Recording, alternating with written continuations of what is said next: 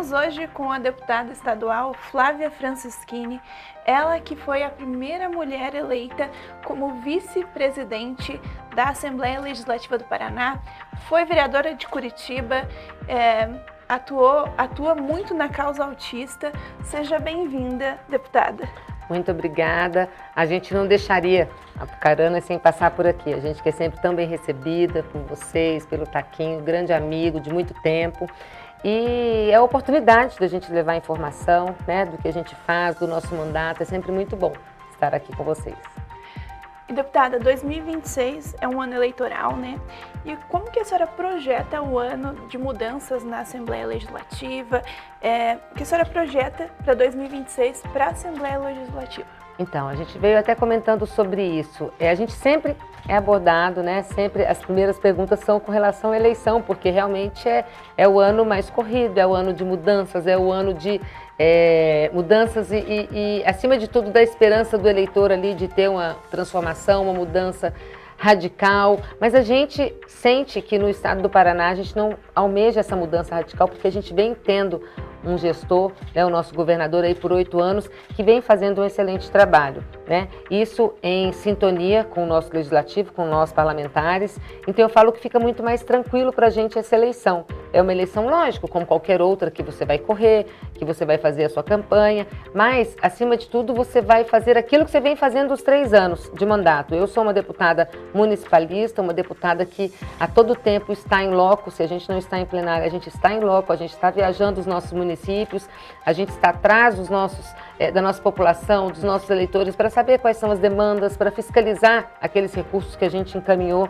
Então eu falo que é até mais fácil, né, na eleição, no ano eleitoral, apesar de ter uma corrida típica de uma corrida de ano eleitoral, é aquela corrida que a gente já vem fazendo os 3 anos, né? Nós vamos ter aí 3 candidatos a governo, a princípio são 3 candidatos de direita, então eu acho que vai ficar mais difícil para o eleitor, né? Mais difícil porque são 3 candidatos bons e de direita, né? Quando você tem só 2, um de cada lado, bem polarizado, é mais fácil, mas você tem 3 candidatos aí de direita e aí o eleitor vai ter mais oportunidade aí também de escolha. E a senhora que é mãe do Bernardo, né, um adolescente autista, e é muito defensora dessa causa, recentemente apresentou um projeto do selo da cidade amiga da pessoa autista. Eu queria saber, que você falasse um pouco sobre esse projeto e sobre essa causa. Então, na verdade, essa causa para mim virou um propósito de vida. Eu que venho da Polícia Federal, assim como meu marido, jamais pensei que me envolveria com a política, mas eu senti na necessidade de todos os pais, mães que não tinham uma voz para ser representados na Assembleia, senti essa necessidade de ser a voz dessas pessoas. Eu, enquanto mãe de um autista, eu sempre tive a possibilidade, a chance de proporcionar para o meu filho um tratamento, né? Eu vinha da polícia, então eu já tinha uma profissão, eu tinha realmente como ter esse custo custear o meu filho. Mas o que a gente vê nos 399 municípios são pais, mães cada vez mais assustados com o diagnóstico que até então, de 20 anos para cá, que começou a ser mais falado, mais abordado, a questão do diagnóstico. Então, todas as vezes que a gente chega no interior, que a gente vai para aquela cidadezinha menor, né, que é menos visitada, você vê um pai, uma mãe precisando de uma orientação, de uma instrução. Isso me fez realmente voltar os olhos para a causa do autismo e para realmente ser a voz, abandonar a polícia, um concurso público, mas realmente hoje eu me sinto completa, sendo parlamentar e representando não só os autistas, mas as famílias atípicas, os deficientes, todos aqueles que precisam ter voz, né? Eu também sou defensora dessas causas ligada à família, né, ligada realmente à direita, ligada à pátria, né, o livre comércio, enfim, tudo aquilo que pode engrandecer realmente a família, aquilo que pode realmente resguardar e respaldar a família, né, os nossos municípios, eu estou sempre ali lutando e defendendo. Com relação aos projetos, não só o do Selo Amigo, que é aquela cidade, aquele município que realmente cuida, né, que coloca como prerrogativas em qualquer ambiente que realmente tenham pessoas ali capacitadas, que incluam os autistas. Existem projetos muito bacanas como o Código do Autista. Não sei se você sabe, a gente fez a Assembleia Legislativa o primeiro Código do Autista da América Latina, né? A gente não tinha, até então nós tínhamos uma lei federal que é a Berenice Piana, uma lei do autismo, mas que não tinha uma abrangência tão grande para as famílias. O autista ali já tinha, né, os seus direitos, mas a família não tinha ali nenhum respaldo para tratamento. E eu sei, enquanto família, o quanto que é importante a mãe ser tratada, o pai ser tratado, porque um autista dá muito trabalho, um filho atípico dá muito trabalho, emocionalmente, fisicamente. E a gente via a toda viagem, a gente vê em toda viagem as mães, os pais adoecidos, muitos casais se separando, 70% das famílias se separam. Isso é um dado estatístico da agência americana que cuida, né, dessa parte do autismo, da pauta do autismo. Então é uma preocupação muito grande. E quando a gente fez esse Código do Autismo, ano retrasado, eu tenho uma honra de falar que eu fiz parte da criação disso, da aprovação e da sanção com o nosso governador. Uma das maiores preocupações era trazer essa inovação, trazer o tratamento para as famílias. Então hoje a gente tem, as famílias do Paraná podem ser tratadas. Isso para a gente é um progresso muito grande. Eu me orgulho da gente ter no Paraná esse primeiro código, no Brasil, na verdade. Esse ano a gente tem também, não sei se você sabe, mas a pessoa com Down não tem lei. Você sabia disso? Olha que Down é uma questão aí tão mais antiga, né? Eu falo assim, discutida, vista, né? E Down não tem lei. Então eu fui procurada pelas mães de crianças, de adultos com Down, há 1 ano e meio atrás, assim que a gente aprovou o Código do Autismo, e elas bravas e com toda razão, porque eu também sou mãe, né? Por que a gente não tem uma lei? E aí nós fomos atrás, o meu jurídico fez o estudo e hoje nós estamos aí, depois de 1 ano, andando comissão por comissão. Agora no início do ano nós já conversamos com o presidente Alexandre Cury, nós vamos colocar em pauta na CCJ com o presidente Traiano para que a gente consiga ter a aprovação, isso em conversa com o governo, para que seja tudo alinhado, para que a gente possa ter também o Código do Down, da criança com Down, do adulto com Down, da pessoa com Down, que é de direito. Hoje eles se respaldam na lei do deficiente, na lei da inclusão. Muitas vezes o Down, inclusive, as mães de Down me falaram que são chamados seus filhos de caroneiros na escola. Por quê? Porque a criança com autismo, quando a professora, quando a coordenação no início do ano vai fazer o mapeamento das salas onde vai ter um tutor para auxiliar, eles esperam fazer um mapeamento para ter um tutor na sala com autista e a criança com Down vai ser a caroneira, vai pegar o tutor de carona. Isso não está certo, isso não é digno, né? Eu acho que cada um tem que ter aí o seu direito. E eu estou muito feliz em poder fazer esse trabalho também para as pessoas com Down. São pautas muito importantes, né? E a senhora foi a primeira vice-presidente da Assembleia Legislativa do Paraná, mulher. E essa é uma pauta que você trata também, né? A defesa das mulheres. Fala um pouquinho sobre essa pauta. Com toda certeza. Eu tenho muito orgulho. Olha, são 170 anos de Assembleia Legislativa e até então não havia uma mulher ocupada esse posto. Nós somos em 10 mulheres na Assembleia Legislativa, 10 mulheres inteligentes, sensíveis, mães, esposas, mas que também conseguem ali desenvolver um trabalho, cada uma com a sua pauta, cada uma com a sua ideia, muitas vezes opostas, mas acima de tudo, quando é para defender a família, defender a pessoa, defender a criança, defender a população paranaense, nós estamos todos de mãos dadas com os nossos amigos parlamentares, os 44 homens que estão sempre nos ajudando, nos respaldando, nos aconselhando, orientando para que a gente esteja junto na defesa desses direitos. É muito bacana. Eu falo que este lugar, este posto que eu ocupo hoje não é meu.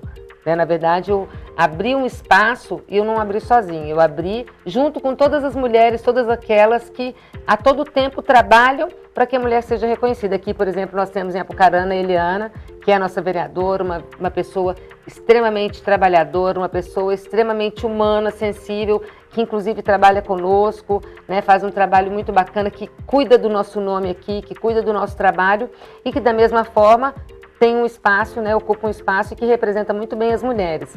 Então eu falo que é uma conquista de todas nós mulheres, eu estou ali ocupando para todas as mulheres, para todas as famílias, e é um motivo de muita honra. A mulher, ali a gente mostra que a gente consegue continuar sendo mãe, a gente não deixa de ser esposa, de ser dona de casa, mas também consegue estar nas grandes decisões políticas ali, na hora de uma lei, de uma aprovação, na hora que você precisa ter um pouco de sensibilidade, que você precisa realmente da mulher pedindo para ter um equilíbrio, somos nós ali que estamos ocupando esse espaço. Então eu fico muito feliz, é um espaço que eu estou abrindo para que outras mulheres ocupem também. A senhora hoje veio para Apucarana e a senhora tem investido muito em Apucarana, né? Trouxe mais de 1 milhão de recursos aqui para a cidade. Fala um pouquinho mais sobre esses recursos. Então, com essa nossa parceria, né, com a vereadora Eliana e com a Câmara de Vereadores, com o presidente Danilo, a Eliana né, cuidando da gente, levou as demandas, o que era mais importante, o que precisava, né, de pronta entrega, eu falo de imediato aqui para a Câmara, que era a capela mortuária, né? Então isso a gente já trouxe, que dá aí uns 500 mil, um pouquinho mais. A gente tem a questão dos carros, que nós também mandamos o carro para cá, para saúde, eu acho que para o Conselho Tutelar. Também mandamos recursos, eu acho que para Escola Mais Bonita. E agora nós mandamos um recurso ano passado, que infelizmente o prefeito não conseguiu acolher por falta de profissionais capacitados ali no momento, mas que esse ano eu vou trazer novamente, já tem um acordo para que a gente traga, que é 1.800.000, além desse 1 milhão que eu já investi, mais 1.800.000 que é para o CEMEI. Né, que é realmente para as crianças, para a gente construir um novo espaço para essas crianças que precisam ser realmente recebidas, até que para que os pais possam sair, trabalhar tranquilos de que seus filhos estão sendo bem cuidados. E falando de eleição, qual que é o planejamento da senhora para esse ano eleitoral? Vai disputar um cargo para a Assembleia Legislativa novamente? Então, eu falo que a gente quando vem para a política e quando você faz a boa política, aquela política realmente para transformar, para ser instrumento de transformação, a gente se apaixona e não quer realmente sair. Quando você sente que você está fazendo a diferença naquilo que você se propôs a fazer, você realmente quer continuar, né? quer dar essa continuidade. E eu recebi esse ok dos meus eleitores, das pessoas que me deram esse crédito de confiança, né? E eu acho que nada mais normal do que realmente dar continuidade nesse mandato aí, na reeleição para deputado estadual, que realmente é aquilo que eu me dispus a fazer, que eu gosto de fazer, né? Eu gosto de viajar, de estar realmente nos municípios, de falar com as pessoas, de saber que eu estou conseguindo ajudar, ao mesmo tempo de fiscalizar aquele recurso que eu encaminhei. Então eu acho que não haveria um outro caminho para mim senão a reeleição. Como que a senhora analisa o quadro político atual no Estado, né? O União deve lançar o Sérgio Moro como candidato e a família Francisquini deve apoiá-lo? Não? Como que... Nós gostamos muito do senador Sérgio Moro. Antes mesmo dele ser senador, meu marido, o delegado Francisquini, sempre foi muito parceiro de trabalho, né? O Fernando como delegado federal, o senador Moro como juiz, fizeram excelentes trabalhos. Admiramos muito ele no trabalho, né, dele também, de realmente de ser firme nos propósitos. Excelente, realmente está sendo, né, um senador ali que tenha brilhantado, né, que tenha representado muito bem nosso estado. E ele é do União, hoje eu sou do União, né, mas eu não posso esquecer que eu sou da base também, né, eu tenho ali essa ligação muito grande com o governo, porque é o governo que me respalda, é o governo que me dá recursos todas as vezes que eu chego com o ofício da vereadora Eliana, ou de qualquer outro vereador, ou de qualquer outro prefeito, né? Nós corremos no governo para que eles nos ajudem com esses recursos. Então eu falo que é a questão da gratidão, de você estar trabalhando, de estar sendo correto com a pessoa que está te ajudando ali. Então a gente até então, por mais que exista, né, esse apoio, da gente gostar, da gente admirar muito o senador, vai depender muito do que o nosso governador vai orientar. A gente, enquanto base, a gente tem que ser muito correto com relação a isso e é uma coisa muito aberta, muito conversada com o senador, que é nosso amigo, fora da política, que sabe, entende, porque ele também, da mesma forma, se não estivesse num cargo agora, né, num propósito desse de eleição para governo, ele também estaria atendendo o que o governador falasse, né, coordenasse, enfim. A gente fica feliz assim, porque não tem só ele, né? Tem o Alexandre Cury, que é um presidente também da Assembleia muito ativo, proativo, que trabalha há 20 anos aí na estrada, que vem realmente fazendo aí uma trajetória excelente, que atende muito bem a todos os deputados, atende muito bem aos prefeitos, aos vereadores. Então tem asfaltado, né, essa campanha dele também. Temos o Guto Silva, que é um excelente secretário da Secretaria das Cidades e que nos atende a todo momento com demandas nas construções, nas obras. Então, assim, vai ser uma disputa acirrada. Mas, acima de tudo, eu fico feliz porque são 3 candidatos bons, 3 candidatos de direita, 3 candidatos que defendem as famílias, os princípios, os valores que a gente defende e aí dão menos oportunidades para que, né, a esquerda cresça, para que a esquerda com princípios e valores que muitas vezes, na maioria das vezes, e pensamentos que não são os nossos, também possam crescer. E essa questão partidária, você pretende mudar a legenda em abril? como que vai ficar a sua situação partidária? Então, nós já tínhamos uma história com o Solidariedade, com o Partido Solidariedade.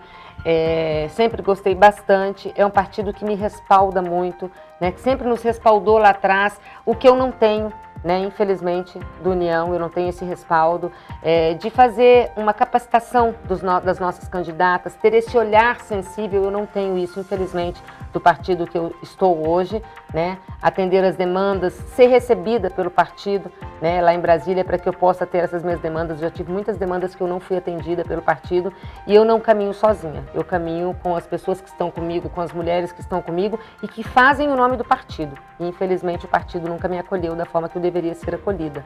Então, uma vez que eu não tenho esse acolhimento e as pessoas que estão comigo também não têm, eu preciso estar num partido que me abrace, que me dê respaldo, e o Solidariedade sempre me deu isso. Eu já fui do Solidariedade, nós temos sempre muitas capacitações, nós somos atendidos prontamente, né? E é por isso que eu vou voltar para o Solidariedade com toda certeza. E agora eu deixo o espaço aberto para você dar um recado para a população de Apucarana, para a população do Paraná, que confiou no seu trabalho, que confia no seu trabalho, né?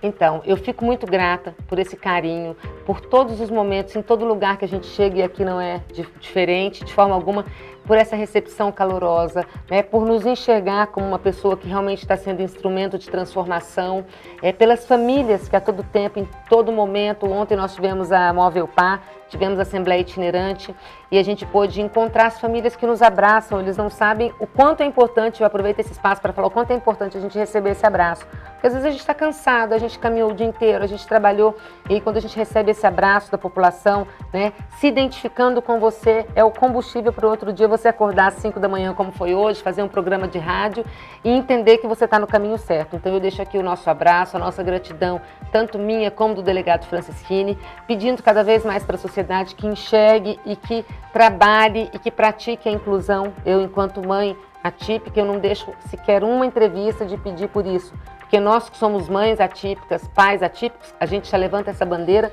e faz a inclusão, e faz o trabalho da inclusão 24 horas, da hora que a gente acorda até a hora que a gente vai dormir. Mas a gente pede cada vez mais para a sociedade que veja os nossos filhos, que respeite, que ame, que inclua da forma que eles são. Eles não são diferentes, eu acho que a forma deles de agir, muitas vezes, de entender as coisas pode ser diferente, mas eles são ser humano como qualquer outra pessoa e, para tanto, eles precisam ser respeitados da mesma forma. Então, para que a sociedade enxergue desta forma e respeite cada vez mais os direitos dos nossos filhos. E eu agradeço a você, deputada, por ter tirado um tempo para nos dar a entrevista, para falar com a população apucaranense. E até mais, né? Até logo. Até a próxima, né? Até a próxima. É isso aí. E você que nos assistiu, agradeço pela audiência e continue nos acompanhando pelas nossas redes sociais e pelo nosso site TN Online. Até mais. Até mais.